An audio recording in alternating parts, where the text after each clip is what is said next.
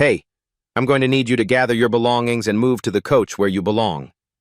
Flight attendant Sharon Martinez stood over Damon Williams, her voice cutting through the quiet first-class cabin like a blade. She gestured toward the back of the plane with a dismissive wave, her wedding ring catching the overhead light. Damon looked up from his laptop, quarterly reports still glowing on the screen. Seat 1A. His boarding pass lay on the tray table, clearly marked first class. Around them, passengers turned to stare. A white businessman in 3C smirked, phone already in hand. The cabin fell silent except for the hum of air conditioning. Sharon tapped his armrest impatiently. We need this seat for a passenger who actually paid for it. Have you ever been so humiliated in public that every fiber of your being wanted to explode, but you knew that staying calm would be your greatest weapon? Damon Williams adjusted his navy tie and reached for his boarding pass. Again. The gold Rolex on his wrist caught the cabin light as he handed the document to Sharon Martinez for the third time. As I mentioned, this is my seat. First class, 1A. Sharon barely glanced at the pass. Her eyes swept over his tailored suit with obvious skepticism. Sometimes the system makes mistakes.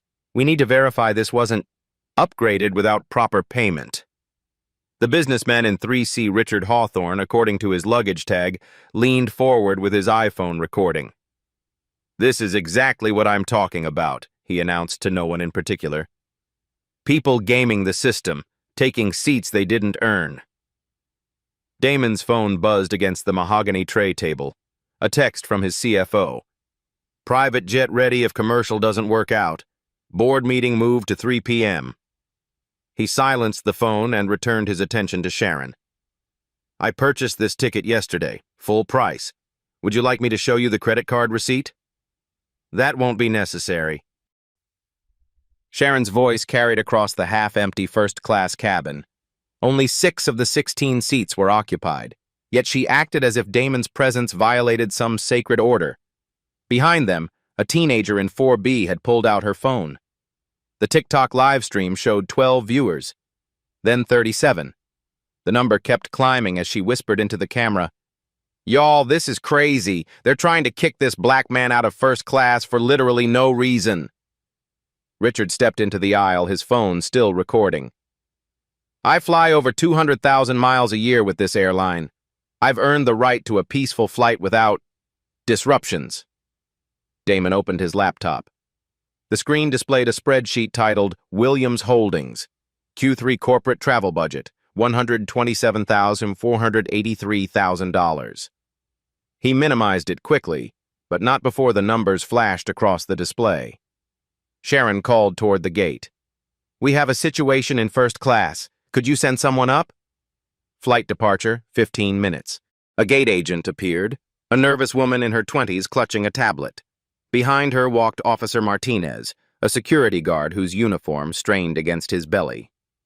What seems to be the issue? The gate agent asked, though her eyes had already fixed on Damon. This passenger is refusing to move to his assigned seat, Sharon explained, her tone suggesting she'd already made up her mind about the facts. Damon's briefcase sat in the overhead compartment, its executive luggage tag reading D. Williams, Chairman. None of the airline staff had bothered to look up. The gate agent scrolled through her tablet. Mr. Williams, is it? I will show you purchased a coach ticket yesterday at 11:47 p.m. Damon pulled out his phone and showed the confirmation email. The timestamp read 11:47 p.m., but the fare class clearly stated First F. There must be some confusion in your system, he said evenly. Officer Martinez stepped closer, his radio crackling with static. Sir, we can resolve this quickly if you just cooperate. No need to make this harder than it has to be. The teenager's live stream had jumped to 847 viewers. Comments flooded in. This is racist as hell, and why are they bothering him? Mixed with others. He probably snuck up there, and about time someone enforced the rules. Flight departure, 12 minutes. Richard had positioned himself for the perfect shot, his phone capturing both Damon's calm expression and the growing crowd of airline personnel. Finally, he muttered, loud enough for his recording, someone's enforcing standards around here. A business traveler in 2C looked up from his own phone, where he'd started typing a Twitter thread. Watching at Aerotech Air staff harass a well-dressed black passenger in first class. This is 2025. Thread 1. Damon remained seated, his hands folded over the laptop keyboard. His wedding ring, a simple platinum band, caught the light as he reached for his coffee cup. The liquid had gone cold, but he sipped it anyway. Sharon whispered something to the gate agent, who nodded and tapped her tablet more aggressively. Mr. Williams, the gate agent said.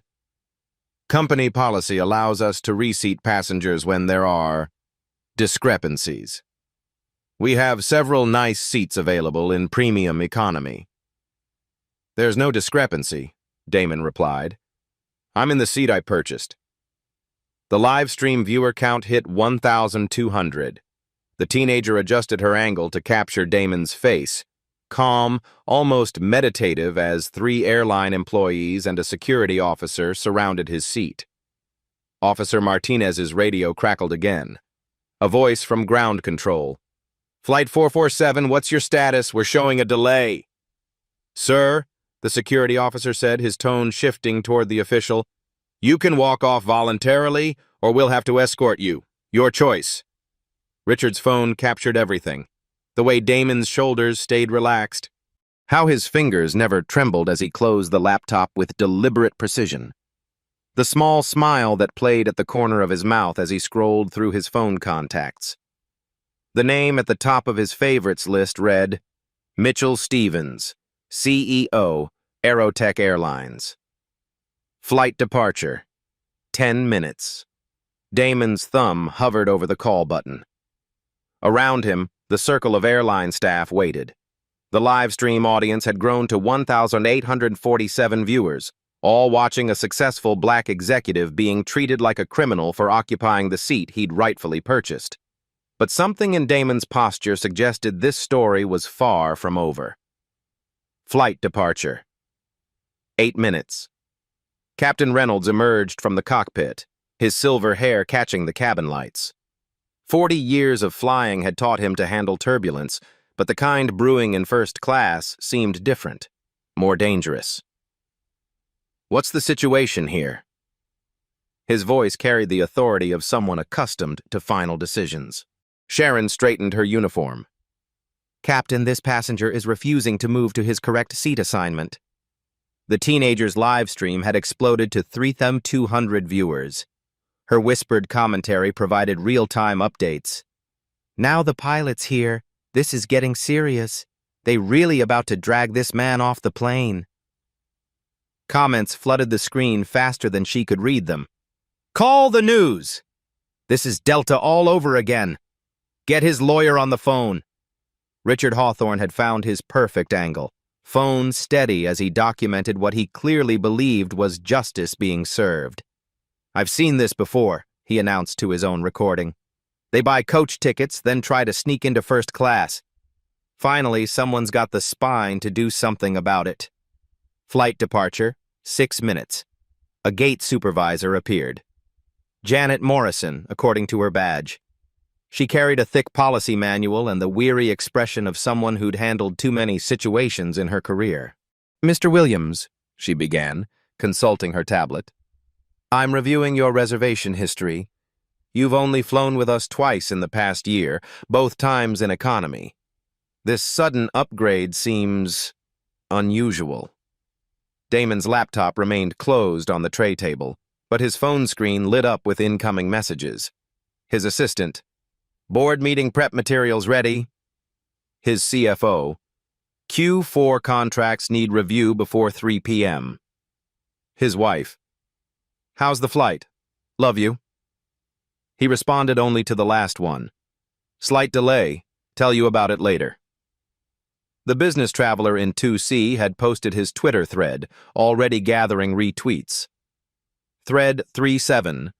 Passenger has shown boarding pass multiple times. Staff continues harassment. At Aerotech Air, this is unconscionable. More passengers were boarding now, forced to navigate around the confrontation. An elderly white woman paused, clutching her pearls. "What's happening here?" Richard was quick to explain. "Man's in the wrong seat, refusing to move." The woman nodded knowingly. "Well, rules are rules." Flight departure, 5 minutes. Officer Martinez stepped closer to Damon's seat, his radio crackling with increasing urgency. "Ground control is asking about the delay, Captain." Captain Reynolds checked his watch. "We can't hold the gate much longer." The live stream audience had jumped to 5,700 viewers. The teenager had to lower her voice as flight attendants began noticing her broadcast. "Y'all, this is insane. They got security, the captain, like 5 airline people surrounding one man who's just sitting in his seat." A new voice entered the Mix-A-Gate supervisor calling from the jetway. "We've got passengers backed up to Gate B7. What's the status?" Janet Morrison flipped through her policy manual. "Section 7.3, she announced, gives us the right to remove passengers who refuse to comply with crew instructions." Damon looked up from his phone. "What instruction am I refusing to comply with?" "The instruction to move to your assigned seat." "This is my assigned seat." The circular logic hung in the air like cabin pressure at altitude. Everyone could feel it, but no one wanted to acknowledge the discomfort. Sharon's patience was wearing thin. "Sir, we have the right to remove passengers who don't cooperate with safety procedures." "What safety procedure involves moving me from first class to coach?" Richard's phone captured the exchange, his commentary growing more animated. "Look at that attitude. This is exactly what's wrong with people today. No respect for authority." Flight departure, 3 minutes. The circle of airline staff had grown to 6 people. Damon remained centered in the eye of their storm, his hands folded calmly in his lap. The contrast was striking, their agitation versus his stillness. The teenager's phone battery was at 23%, but she kept filming.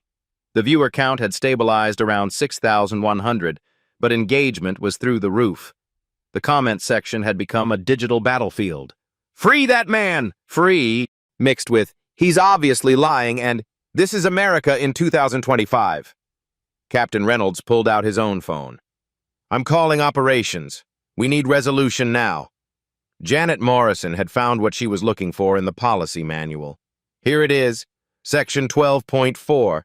In cases of disputed seating, passengers must comply with crew directives pending resolution. Damon reached into his jacket pocket and pulled out a business card. Not his own something else. He held it between 2 fingers but didn't hand it over. "Before you cite policies," he said quietly, "you might want to consider something." Officer Martinez leaned forward. "Sir, you can walk off voluntarily or we'll escort you. But you're getting off this plane." The security officer's radio crackled. "Unit 7, what's your ETA on the first-class situation?" "In progress," Martinez replied. "Subject is non-compliant." Flight departure, 2 minutes.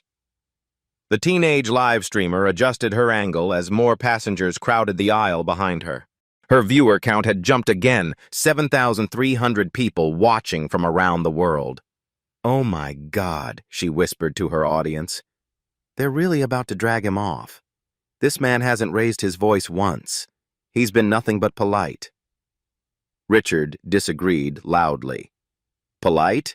He's holding up a plane full of people. Some of us have connections to make."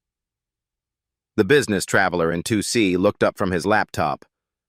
"Actually, the delay's being caused by airline staff, not the passenger." Richard's phone swung toward the new voice. "Stay out of this, buddy. You don't know what you're talking about." Damon's phone screen showed 17 missed calls from his office. His calendar reminder chimed softly. "Board meeting prep, 2 hours."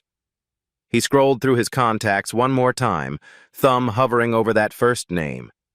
The one that could end this situation with a single call. Mitchell Stevens, CEO, Aerotech Airlines. Flight departure, 1 minute, holding for resolution. Captain Reynolds' voice carried new urgency. Folks, we need immediate resolution. Ground control is threatening to give away our takeoff slot. The gate supervisor's radio buzzed. Flight 447, you have 60 seconds before we close the door and move to the next departure. Officer Martinez's hand moved closer to his radio. Sir, final warning. Walk off now or we'll have to remove you physically. The live stream exploded to 8,900 viewers. Screenshots were being shared across social platforms. Flight drama was beginning to trend. Damon looked around the cabin one final time. His eyes met those of every person watching. Sharon, Janet, Officer Martinez, Richard with his phone, the teenager documenting everything, the business traveler typing furiously on Twitter. Then he pressed the call. The phone rang once, twice. A familiar voice answered on the third ring. Damon? How's the quarterly review going? Damon smiled and tapped the speaker button. The voice filled the first-class cabin through Damon's phone speaker, warm and familiar. Damon? How's the quarterly review going? Every face in the circle froze. Sharon's hand stopped mid-gesture. Officer Martinez's radio slipped in his grip. Janet Morrison's policy manual hung forgotten at her side like a discarded script from a play that had suddenly changed genres. Well, Mitchell, Damon said calmly, adjusting his tie with one hand while holding the phone with the other. I'm sitting on your flight 447, first class, seat 1A. Having an interesting conversation with your staff about customer service protocols. The name hit the cabin like a lightning strike in a clear sky. Mitchell Stevens, CEO of Airlines. The man whose signature appeared on every employee manual, every policy directive, every quarterly announcement that landed in their corporate inbox. Richard's phone trembled in his hands, still recording but now capturing his own growing confusion. The teenager's live stream viewer count exploded to 12,000 as word spread across social media platforms. Someone in the chat had Googled the name. OMG, that's the airline CEO. This dude just called the big boss. Plot twist incoming. Damon! The voice of the speaker carried genuine warmth and familiarity. I wasn't expecting your call until after the board meeting this afternoon. How's the flight treating you so far? Sharon's face had drained of all color, shifting from olive to pale gray in seconds. She stepped backward, bumping into Janet Morrison, who looked like she'd witnessed a ghost materialize in broad daylight. That's an interesting question, Mitchell. Damon's voice remained conversational, almost casual, as if discussing weekend golf plans. Your staff here is attempting to remove me from first class. They seem to believe I don't belong in the seat I purchased with my own credit card yesterday evening. A pause stretched across the speaker, filled with the weight of impending corporate crisis. Then Mitchell's voice, cooler now, carrying the edge of a CEO who'd built an airline empire. I'm sorry. What did you say? Captain Reynolds stepped forward, his 40 years of aviation experience screaming warnings. He recognized the gravity shift happening in his cabin. This conversation was about to change everything for everyone involved. Put me on with whoever's in charge there, Damon. Sharon tried to back away, but the narrow aisle had become a prison. The cabin walls seemed to close in as she realized there was nowhere to hide from the disaster she'd created. Mitchell, meet Sharon Martinez, employee ID 4471. She's the flight attendant who informed me that I need to gather my belongings and move to the coach where I belong. Her exact words captured on multiple recordings. The silence on the phone stretched like a held breath before a tsunami. When Mitchell spoke again, his voice carried the cold steel of a CEO who'd fired executives for smaller infractions than this.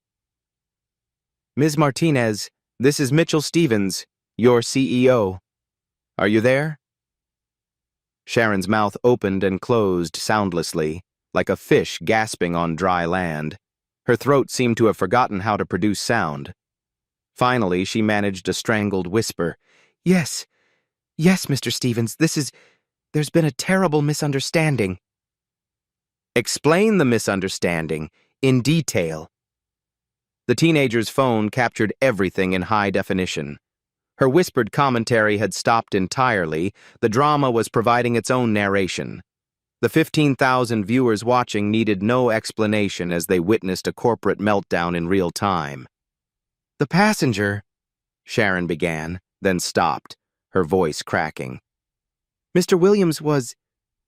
The system showed... We thought there was an error in seating." "Ms. Martinez," Mitchell's voice cut through her stammering like a surgical blade. "Are you telling me that you attempted to remove our largest corporate client from his rightfully purchased first-class seat?" The words detonated in the cabin like a bomb. Largest corporate client.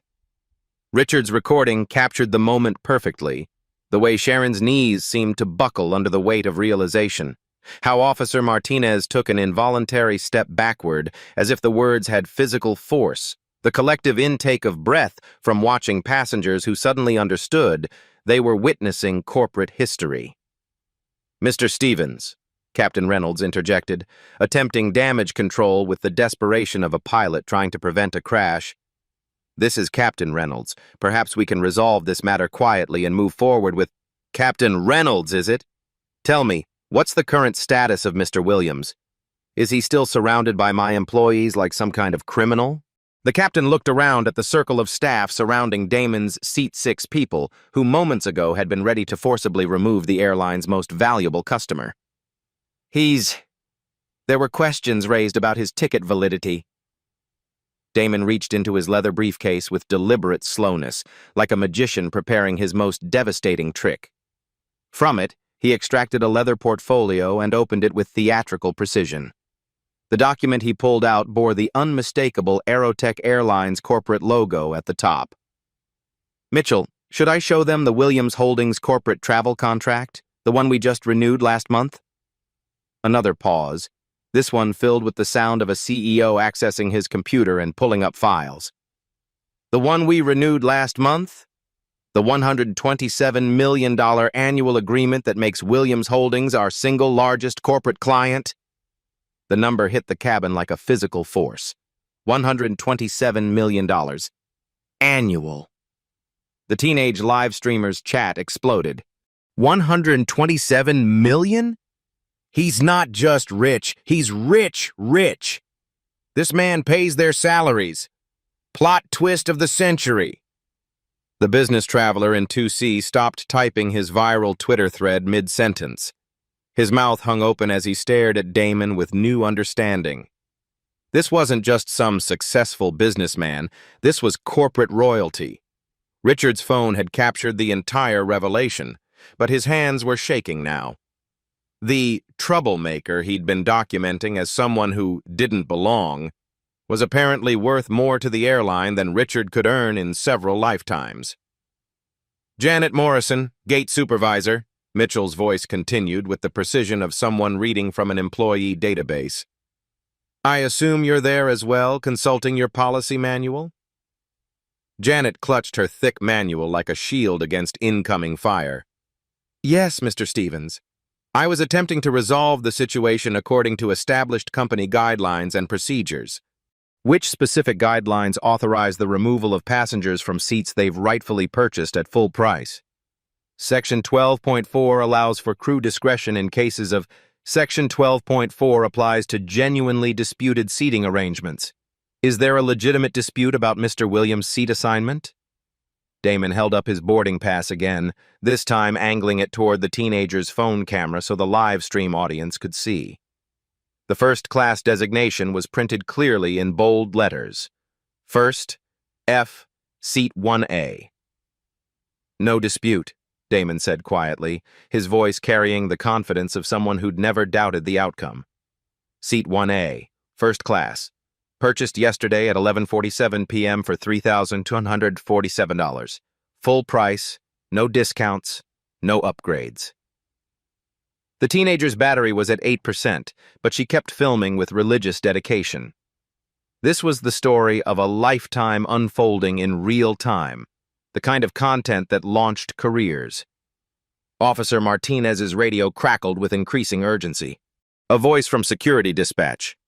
Unit 7, status update on the first-class removal. Do you need backup units? Martinez looked at his radio, then at Damon, then at the phone broadcasting the CEO's voice to the entire cabin and 18,000 online viewers. Dispatch, situation has significantly evolved. Stand by for further updates. Evolved how, Unit 7? Martinez couldn't find words that wouldn't end his career. Mitchell's voice filled the awkward silence with corporate precision. Let me clarify the current situation for everyone present, including our online audience. Damon Williams is chairman and CEO of Williams Holdings, our largest and most valued corporate client. His company accounts for exactly 23% of Aerotech's total annual revenue, $127 million, out of our $552 million yearly earnings. The teenager whispered to her audience with barely contained excitement. Y'all, this man just played the ultimate reverse card. The CEO is explaining why this passenger is literally untouchable. Richard's phone captured his own face now, the dawning realization that he'd been recording himself looking like a complete fool. The troublemaker he'd been documenting was apparently the airline's golden goose. Furthermore, Mitchell continued, his voice gaining momentum like a prosecuting attorney presenting evidence, Mr. Williams sits on our customer advisory board.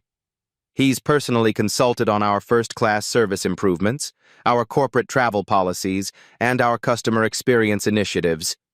He helped design the very services you've been denying him. Sharon looked like she might collapse entirely. The crushing irony was almost too much to bear. She'd been lecturing and attempting to remove the man who'd helped create the policies she claimed to be enforcing. Additionally, Mitchell's voice took on an even sharper edge, Williams Holdings employs 847 people who fly our routes monthly, generating over 12,400 individual flight segments annually. That's more than 200 flights per week, every week, year-round. The math was staggering. The passengers doing quick calculations in their heads realized that Damon's company alone probably funded multiple aircraft in Aerotech's fleet. Now, Mitchell's voice carried the cold fury of a CEO watching his company's reputation implode in real time. I want to understand exactly how my staff decided that our most important corporate client didn't belong in first class. Captain Reynolds tried desperately to regain control. Mr. Stevens, I'm absolutely certain this was just an unfortunate case of miscommunication and poor judgment that we can address through proper channels. Captain, I'm reviewing the security footage right now from our operations center. I can see 6 airline employees surrounding Mr. Williams' seat like he's some kind of security threat. I can see a security officer with his hand on his radio preparing to call for backup. What I don't see is any valid justification for this confrontation.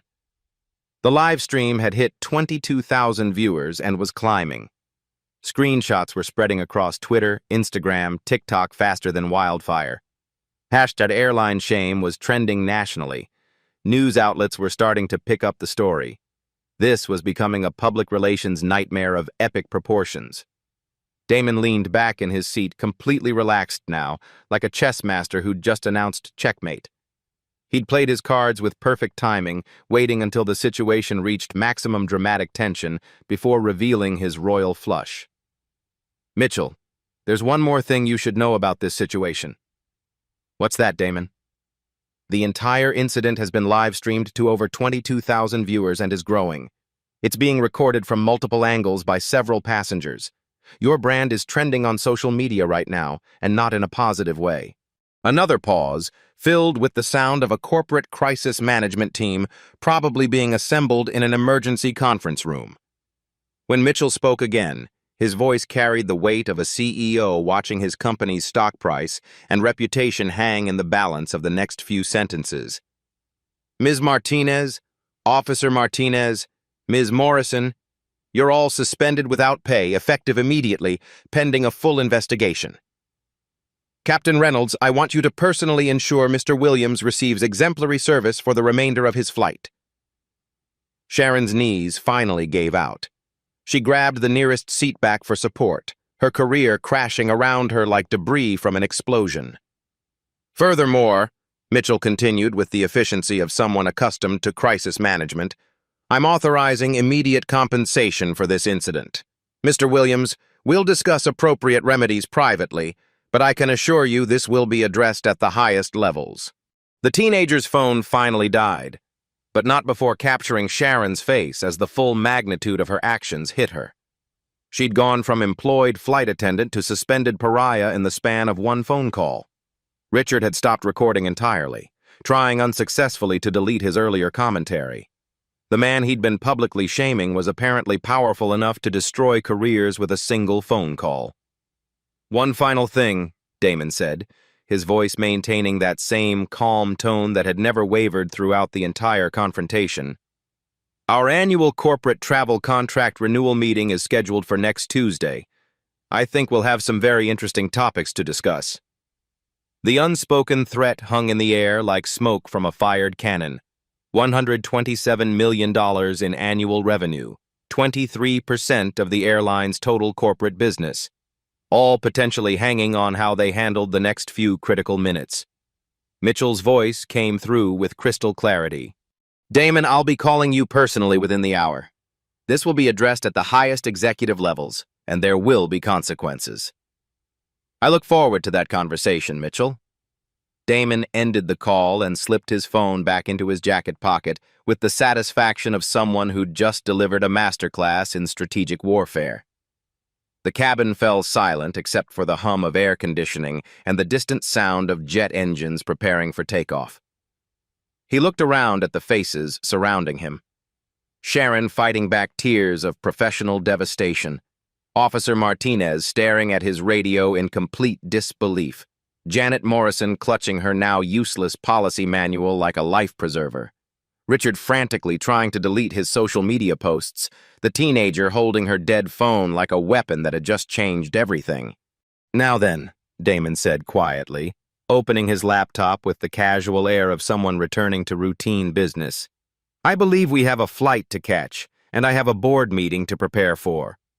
The circle of airline staff began to disperse like smoke, each person realizing they'd just witnessed a masterclass in quiet corporate power. The man they'd been trying to remove didn't just own them, he owned their entire industry. And he'd accomplished it all without raising his voice above a conversational tone. Flight departure, delayed indefinitely pending resolution. Within minutes of the call ending, Damon's phone buzzed with an incoming call. The caller ID displayed, Mitchell Stevens, CEO Direct Line. The timing was no coincidence. Crisis management mode had been activated at Aerotech's corporate headquarters. Damon answered on the second ring, again using a speakerphone. The remaining passengers leaned forward unconsciously, understanding they were about to witness corporate history unfold in real time. Mitchell. That was quick. Damon, I've just finished reviewing the security footage with our legal team and head of operations. What I saw was absolutely unacceptable. Mitchell's voice carried the controlled fury of a CEO who'd built his reputation on customer service excellence. But before we discuss remedies, I need to understand the full scope of this incident. Damon opened his laptop and pulled up a presentation slide titled Q4 Corporate Travel Analysis. The screen displayed detailed charts and graphs that even upside-down passengers could see contained serious financial data. Let's talk numbers, Mitchell. Williams Holdings generated exactly $127,483,000 in revenue for Aerotech in the past 12 months. That represents 23.1% of your total corporate travel segment, which itself accounts for 41% of your overall revenue base. The precision of the numbers sent ripples through the cabin. This wasn't emotional manipulation. This was corporate warfare using hard data as ammunition. Your staff just attempted to forcibly remove the chairman of a company that single-handedly supports 1,247 Aerotech jobs. Should I continue the analysis? Please do, Mitchell replied, his voice tight with the realization of how close they'd come to corporate suicide. Damon clicked to the next slide. Our 847 employees averaged 14.6 flights per person last year. Premium class bookings, 73% of all segments. Average ticket price, $1,847 per flight. We're not just your largest client, we're your most profitable per-passenger demographic. Richard, still holding his now silent phone, felt the mathematics crushing his earlier certainty. He'd been cheering for the removal of a man whose company probably paid more in airline fees annually than Richard earned in salary. The teenager's phone had died, but other passengers had picked up the documentation. A businesswoman in 3D was live streaming on Instagram, her tutty 400 followers growing rapidly as word spread about the corporate showdown happening at 30,000 feet. Furthermore, Damon continued, advancing to a pie chart showing Aerotech's competitive landscape, our current contract expires December 31st. Our renewal meeting is Tuesday, where we'll be selecting our primary airline partner for the next 3 years.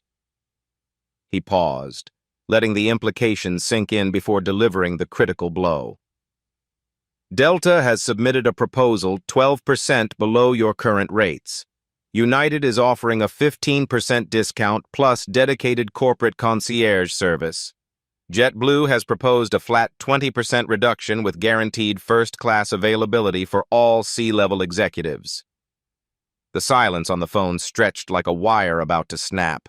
Every person in the cabin understood they were hearing competitive intelligence that could reshape the airline industry. But price wasn't our primary consideration, Damon said, his voice carrying the calm authority of someone holding all the cards. Corporate culture alignment was. We specifically chose Aerotech because your diversity and inclusion initiatives aligned with our company values. The irony hit like a physical blow. They'd nearly lost their largest client not over money, but over the exact values the client had hired them to represent. Mitchell's voice returned, noticeably strained. Damon, what do you need from us to make this right? Damon clicked to his final slide. Systemic change requirements.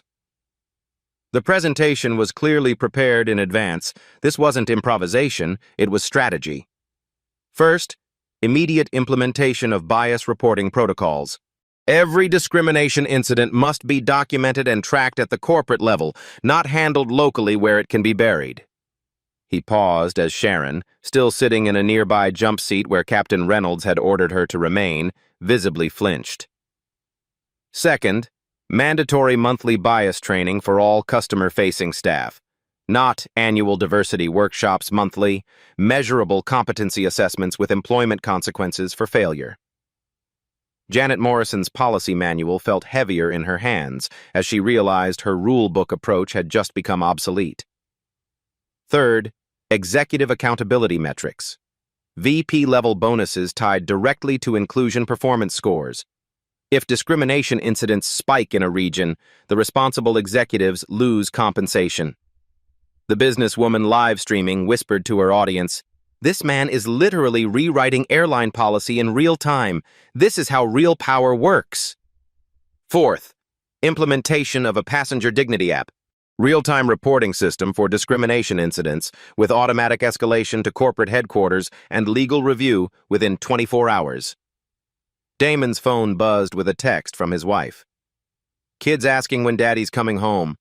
Is everything okay?" He smiled and typed back, "Running a bit late. Teaching a master class. Love you."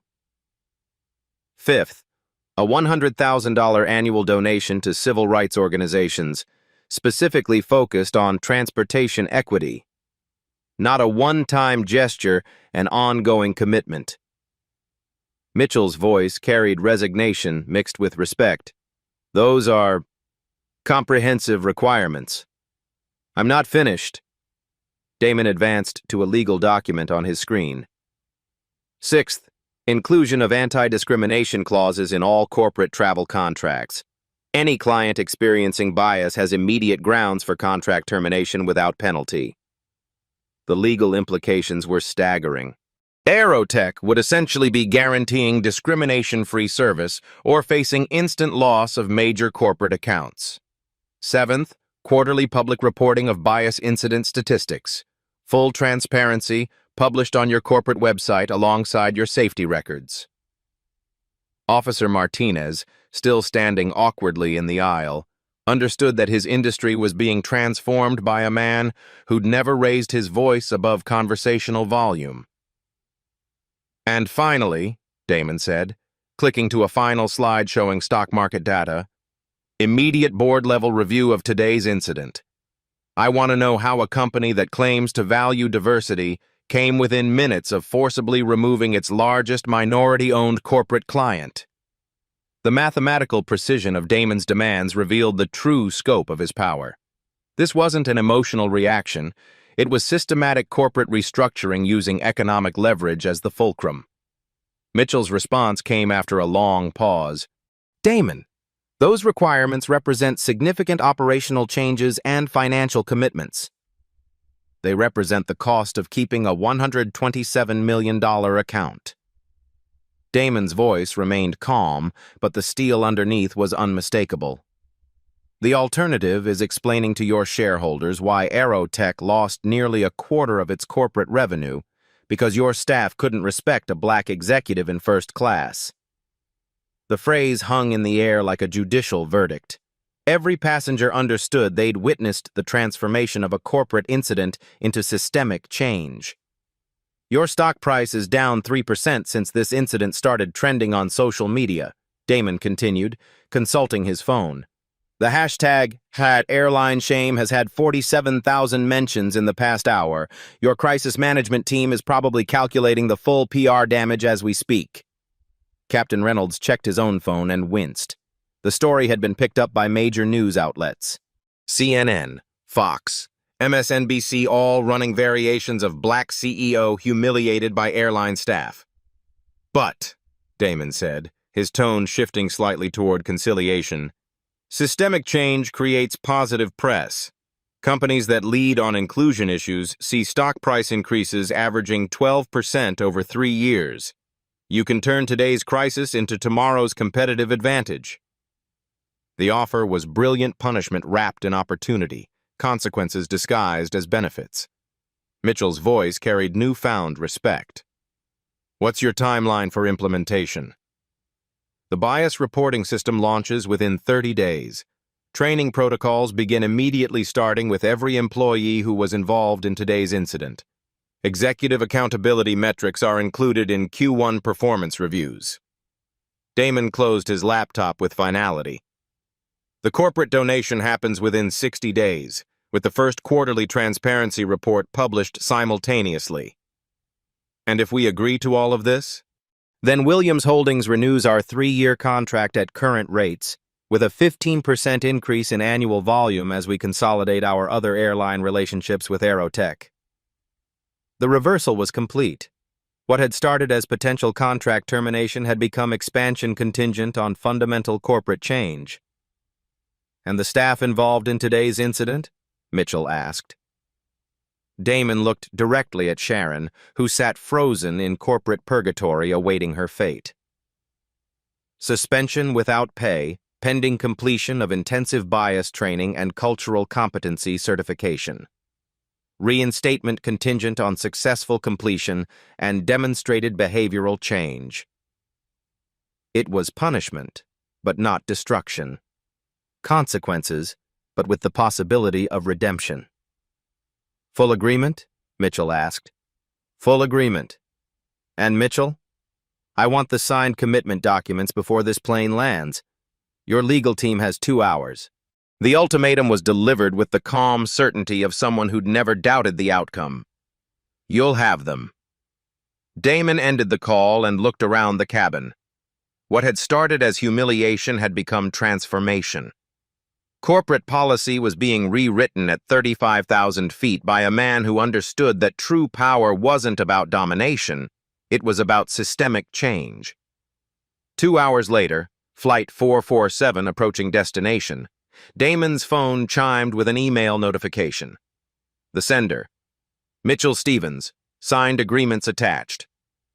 True to his word, the CEO had delivered the commitment documents before landing. The cabin had transformed during the flight. What began as a discrimination incident had evolved into a corporate case study. Passengers who'd witnessed the confrontation now understood they'd seen something unprecedented, real accountability delivered through economic leverage. Captain Reynolds made an announcement. "Ladies and gentlemen, we're beginning our descent. I want to personally apologize for the delay and any inconvenience caused." Sharon Martinez sat quietly, no longer suspended but not yet reinstated. Her future hung on completing the bias training Damon had negotiated. For the first time in 2 hours, she spoke to him. "Mr. Williams, I don't know what to say." Damon looked up from reviewing the signed agreements. "Say you'll do the work. Say you'll learn from this." "I will.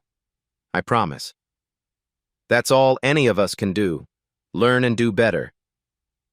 The teenager who'd live-streamed approached during descent. "Mr. Williams, what should people do when they see discrimination?" "Document it. Speak up if it is safe to do so. Remember that real change happens through sustained pressure, not just viral moments." Richard Hawthorne waited until passengers deplaned before approaching. "I owe you an apology. I made assumptions based on prejudices I didn't realize I had." "Acknowledgement is the first step," Damon replied. "What matters is what you do with that awareness." 6 months later, Results Aerotech's Dignity in Flight initiative became the industry gold standard. The bias reporting app launched exactly 30 days post-incident, documenting 127 discrimination complaints in its first quarter, shocking numbers that provided crucial improvement data. Monthly bias training became mandatory for all 23,000 Aerotech employees. The program focused on unconscious bias, cultural competency, and de-escalation techniques. Sharon completed training and returned to work with a new perspective. She became the program's most effective advocate, sharing her story as an example of growth emerging from crisis.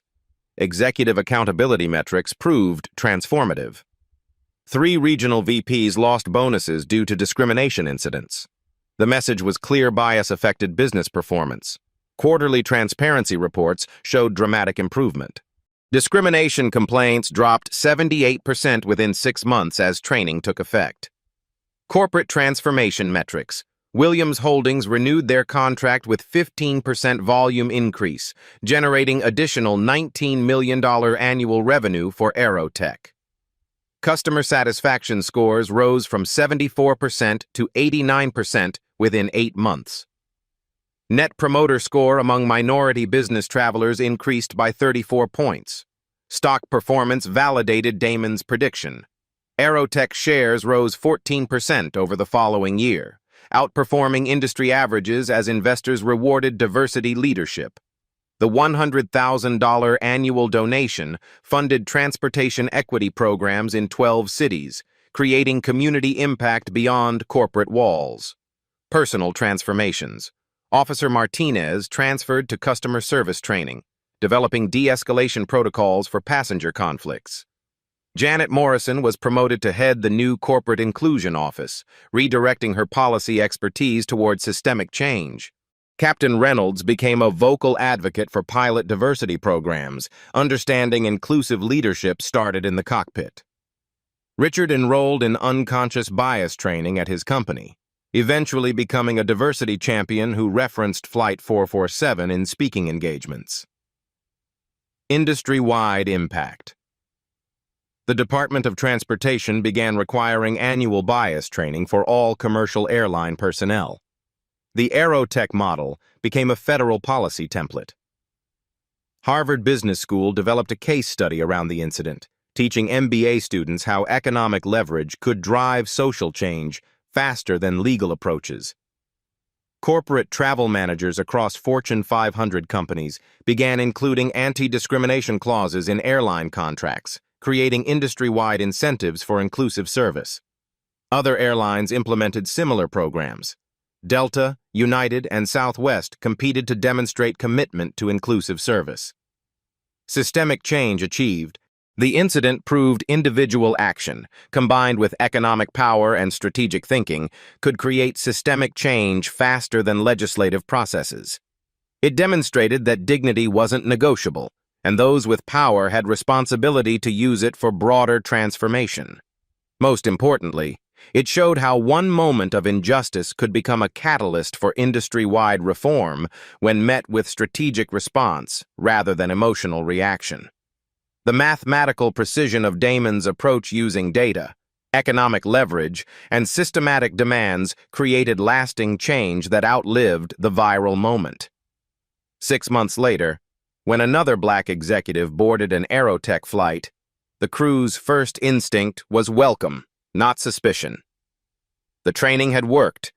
The system had changed.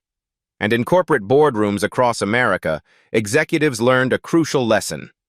In the age of social media and corporate accountability, discrimination wasn't just morally wrong, it was economically devastating. The flight that started with humiliation ended with hope for an entire industry. 1 year later, legacy of Flight 447. Damon Williams never sued Aerotech Airlines. He didn't need to. The strategic transformation he orchestrated proved more powerful than any legal settlement could have achieved. The incident became a Harvard Business School case study titled Economic Leverage and Social Change, the Flight 447 Model. MBA students across the country now learn how corporate accountability can be achieved through strategic economic pressure rather than prolonged litigation. Aerotech's stock price stabilized 18% higher than pre-incident levels. The company's diversity initiatives became a competitive advantage, attracting corporate clients who valued inclusive service. Mitchell Stevens frequently references the transformation in investor calls, crediting the changes with improved customer loyalty and employee satisfaction. Sharon Martinez completed her cultural competency certification and was promoted to senior flight attendant. She now trains new hires on inclusive customer service, sharing her story as a powerful example of personal growth. Her presentation includes the line, "I learned that assumptions about who belongs where can destroy careers and companies." The teenager who live-streamed the incident, Zara Johnson, parlayed her documentation skills into a career in social justice journalism. Her coverage of discrimination incidents across various industries has created accountability pressure that extends far beyond aviation. Richard Hawthorne became Chief Diversity Officer at his own company, frequently speaking about unconscious bias at corporate conferences. He credits the Flight 447 incident with opening his eyes to prejudices he'd never acknowledged. Personal reflections. When asked about that day, Damon often says, "The most powerful weapon isn't anger or litigation, it's strategic patience combined with economic leverage. Change happens when consequences align with values." His approach exemplified what real-life stories of transformation look like, not through confrontation or legal battles, but through systematic pressure applied with surgical precision.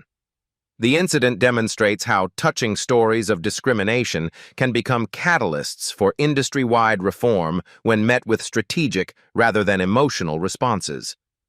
These Black stories matter because they show paths to systemic change that extend beyond individual justice.